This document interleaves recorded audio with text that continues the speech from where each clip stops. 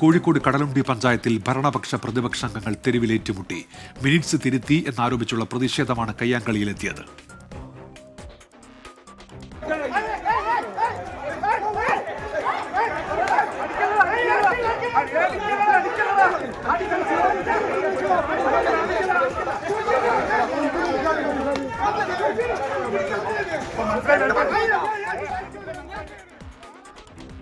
Farooq police സംഭവത്തിൽ കേസെടുത്തിട്ടുണ്ട്. വിവരങ്ങളുമായി സമീർ സി മുഹമ്മദ് ചേരുന്നുണ്ട്. സമീർ, എന്തിന്റെ പേരിലായിരുന്നു ഈ തർക്കവും തല്ലുമൊക്കെ? സമീർ, ഉന്മേഷ്, കടലുണ്ടി പഞ്ചായത്തിലെ ഭരണ പ്രതിപക്ഷ അംഗങ്ങളാണ് തെരുവിൽ ഏറ്റുമുട്ടിയത്. ഇന്ന് പഞ്ചായത്തിലെ അംഗങ്ങളുടെ യോഗം ഉണ്ടായിരുന്നു. ആ യോഗത്തിൽ വെച്ചുകൊണ്ട് മിനിറ്റ്സ് തിരുത്തി എന്നാണ് UDF ആരോപിക്കുന്നത്. ഭരിക്കുന്നത് LDF ആണ്. LDF അംഗങ്ങൾ മിനിറ്റ്സ് തിരുത്തി എന്നായിരുന്നു UDF അംഗങ്ങളുടെ പരാതി. തുടർന്ന് ആ കോപ്പി ആവശ്യപ്പെടുകയും ചെയ്തു. എന്നാൽ ആ കോപ്പി ലഭ്യമായില്ല.